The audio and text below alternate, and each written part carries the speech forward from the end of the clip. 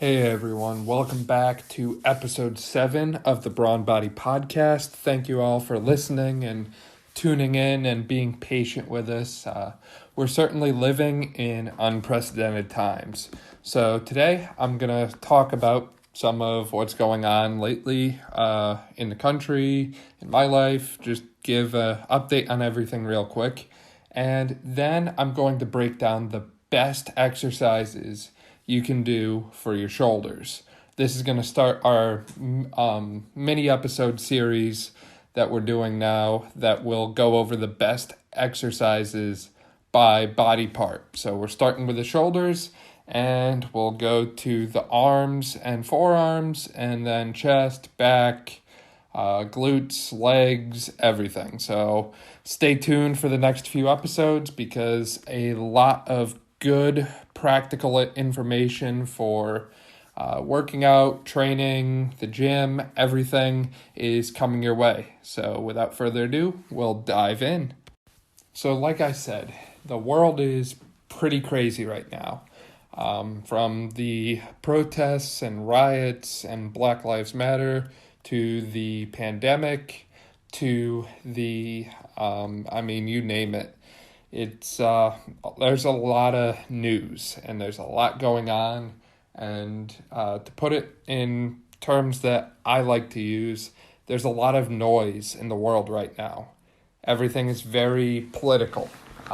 My state, I live in Pennsylvania, is currently divided politically over reopening the full state over the virus.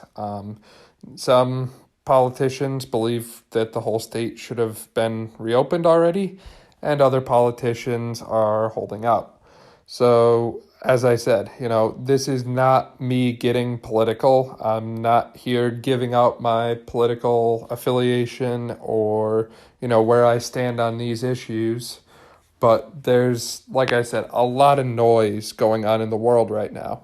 And sometimes you need to take a step back and get away from that, Take that noise that's going on in the world right now and couple it with all the other stresses in your life.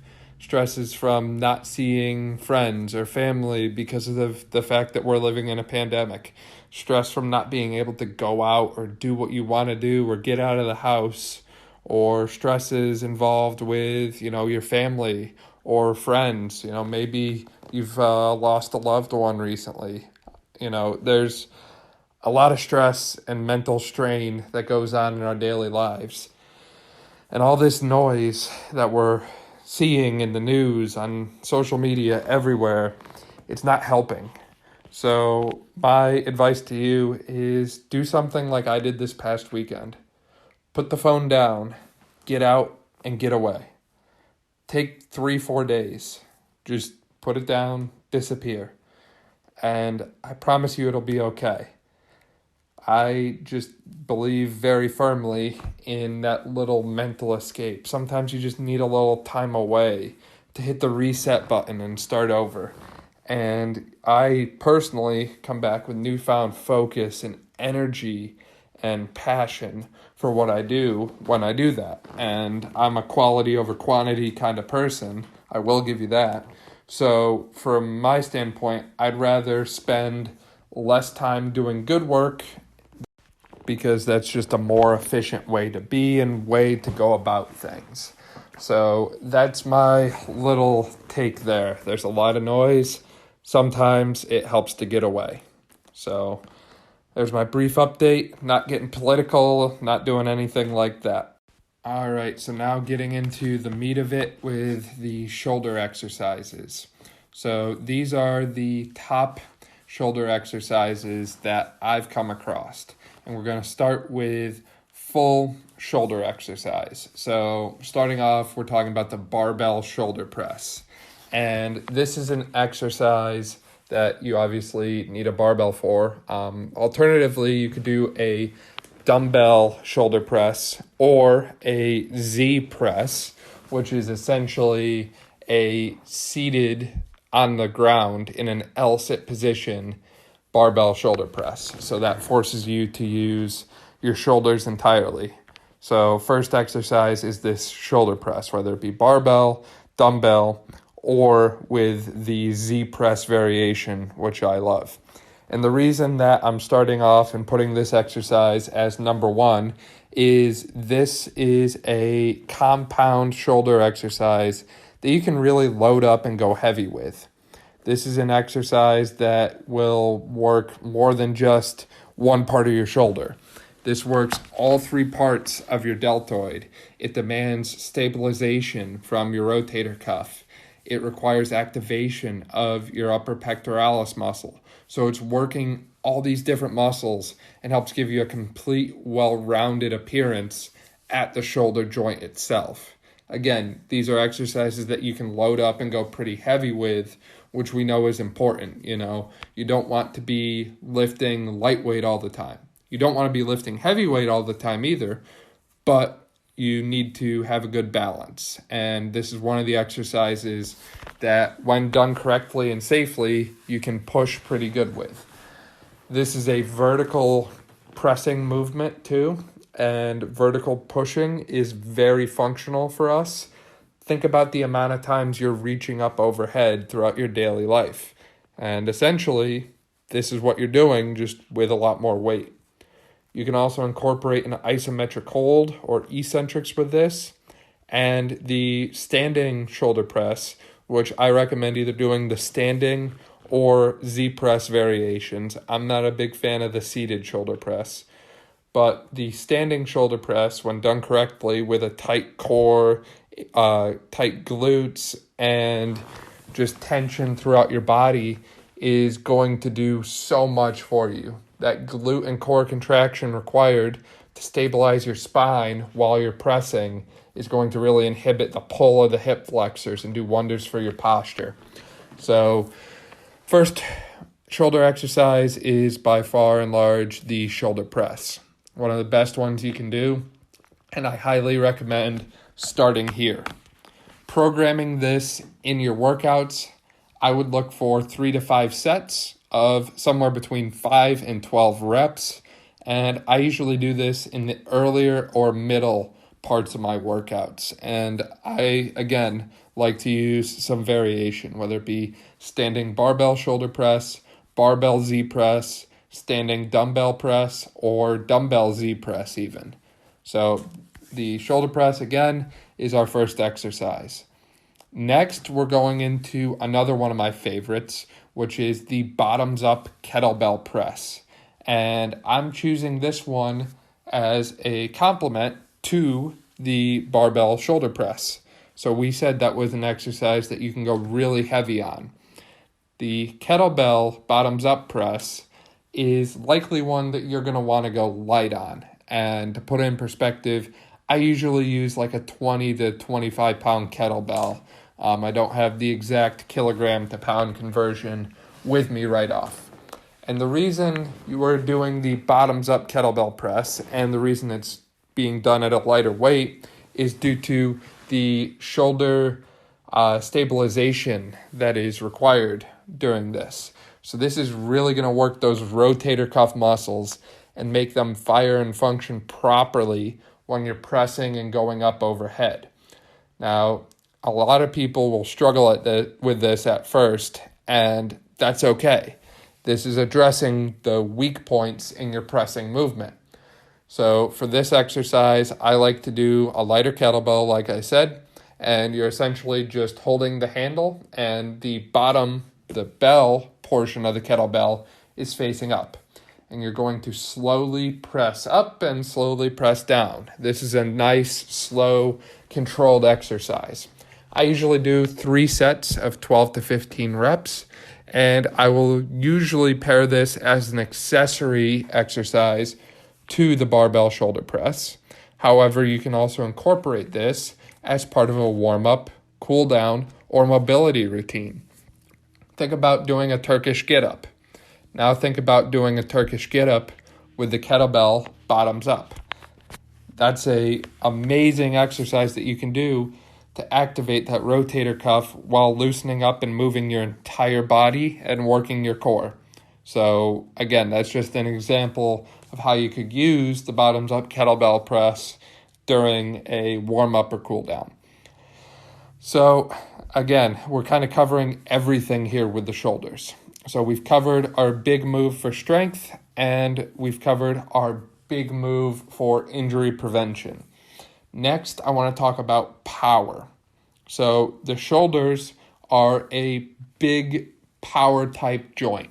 And the reason I bring this up is because there's so many athletes that train their shoulders slow. They do heavy bench press. They do the barbell shoulder press, but they never add any power and speed to their exercise. And from an athletic point of view, that's a big mistake. Let's take football, for example. You need to be powerful and explosive in the shoulders. Let's take baseball, for example. What if your shoulders weren't fast and didn't move quickly in baseball? You can see very quickly how athletically you need to have powerful, explosive shoulders. And I have found that the landmine jammer press does an incredible job at building explosiveness in the shoulder. So this is one that I set up my landmine for, and I add the Viking press attachment that I have to it, and I load it up with about somewhere between 45 and 90 pounds, depending on the day, depending on how I'm feeling. And I'll bust out 4 sets of 8 to 12 reps. And these are extremely fast, explosive reps. So it's kind of a race. How quickly can you do these reps? This is, again, opposite to the bottoms up kettlebell press where we were going slow. The reason I like the landmine variation more than other variations is this one does not exclusively target the shoulders. It also targets the chest. It targets the upper back. You put your core into it. It's a safer version, in my opinion, of the thruster or push press. A lot of people can benefit from doing a thruster or a push press, but so many people that I've seen do them incorrectly. And it's very hard to mess up the landmine jammer press if you have the right equipment and right setup. So it's simple. Squeeze your glutes, activate your core, and press up as fast as you can. There's a lot less skill involved. And sometimes simple is best. Simple exercises can get you amazing results, and this is one example of that. Since it's an explosive exercise, I usually program this one after the shoulder press or towards the end of a workout to maximize post-activation potential.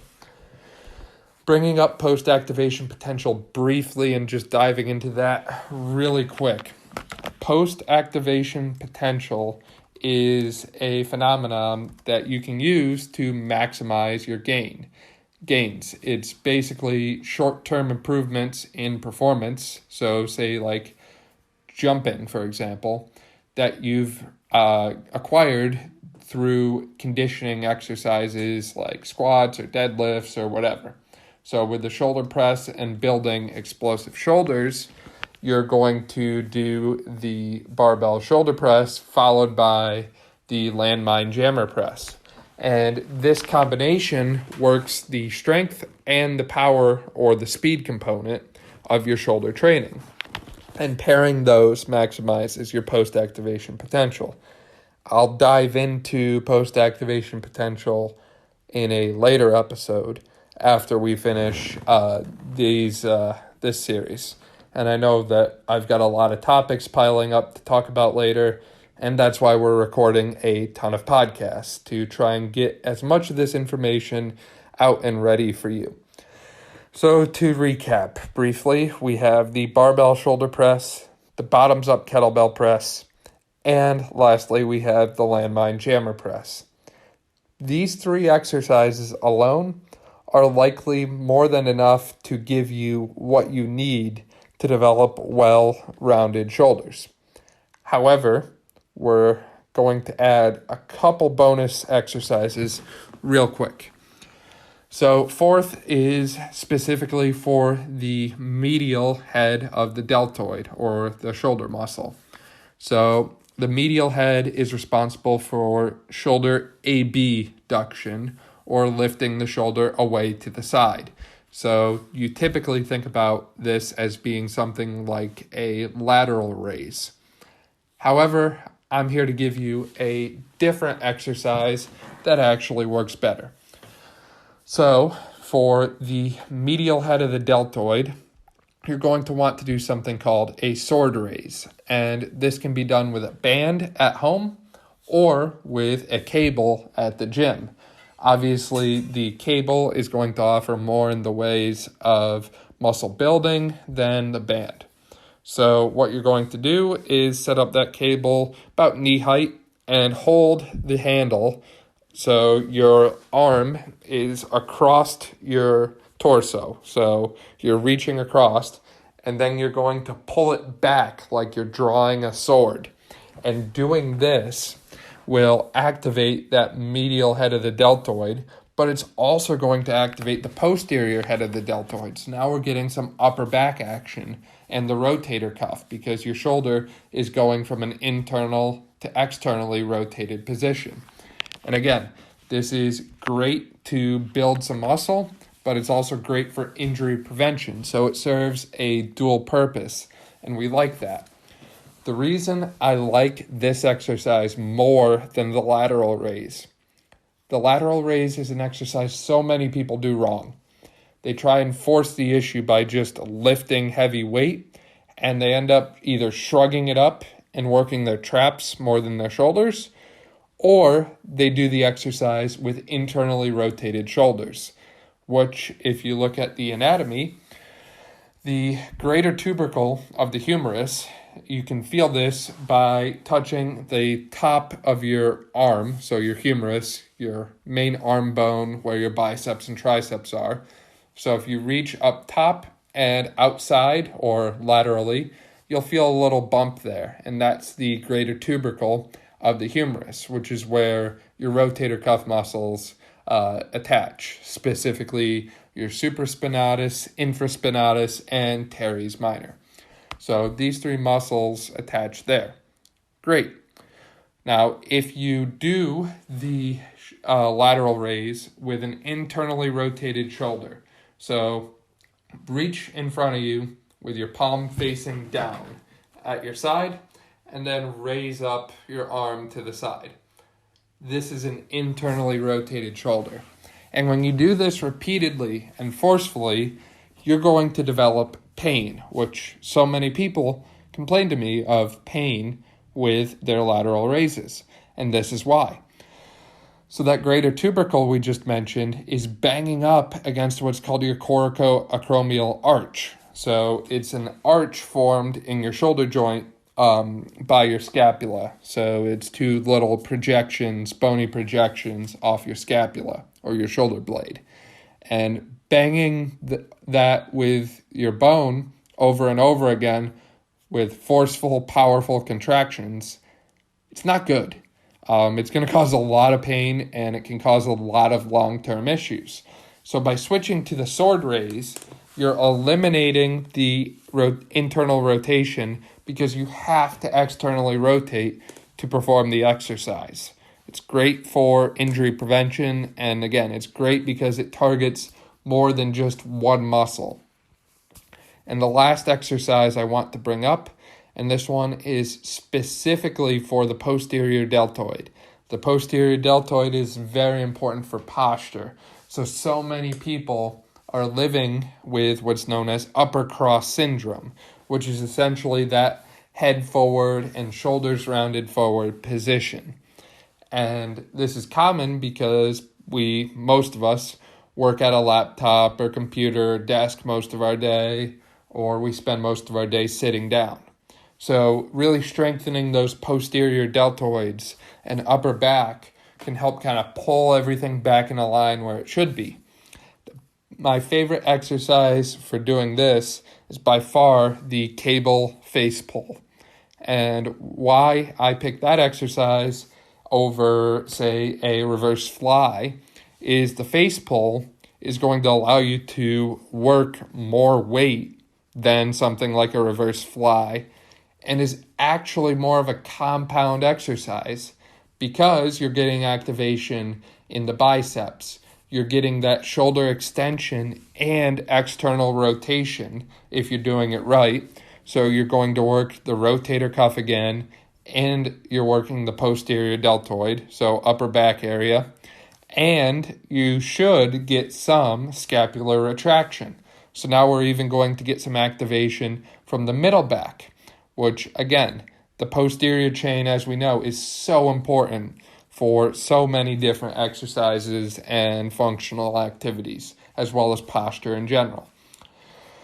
So with this exercise, I recommend doing it either early in your workout, maybe as a warm-up with lighter weight. I like to do this before I bench press, just to make sure my shoulders are loose and active. Or you can do it later on as accessory work, whichever works better for you. I usually do 4 or 5 sets of 10 to 12 reps. I really like to rep this one out. And I just realized that I never gave you sets and reps and that sort of information for the sword raise. So for the sword raise, I would do this one towards the end of a workout, usually 2 to 3 sets, 10 to 12 reps. Nothing extreme, nothing fancy, just a nice little exercise to make sure you're hitting all of the shoulder. Now, these are 5 shoulder exercises that I recommend. However, I understand that not everyone has access to all this equipment right now because we are still living in a pandemic, like I said. With that in mind, at home, some things you can do for your shoulders would be you could do resistance band face pulls and band sword raises. So really using those resistance bands. And instead of shoulder press, you could do a handstand push-up against the wall, or you could do a dive bomb push-up or pike push-up if you can't do a handstand push-up, which I'm one of the people who has yet to do a handstand push-up, so I completely understand if you're in that boat because that's where I am too. So you can do that dive bomb push-up, the pike push-up, or what I like to call the pushback push-up. So for the pushback push-up, this is one that's less common, so I'm going to dive into it here briefly.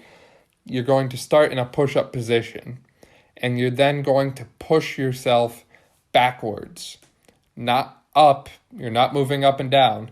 Instead, you're pushing yourself backwards. So your knees will flex and your hips and pelvis will shoot back, and then you'll come back up.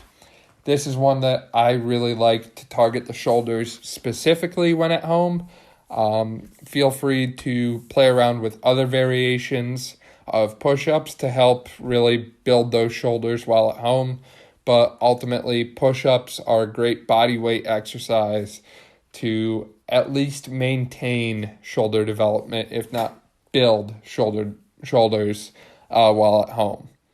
So with that said, the last thing I want to talk about with the shoulders is the wide grip pull-up, because a lot of people ask me about pull-ups because pull-ups are kind of my exercise. They're one that I'm particularly good at and enjoy. And for targeting the posterior deltoid, you want to do a super wide grip pull-up. And same with lat pull down.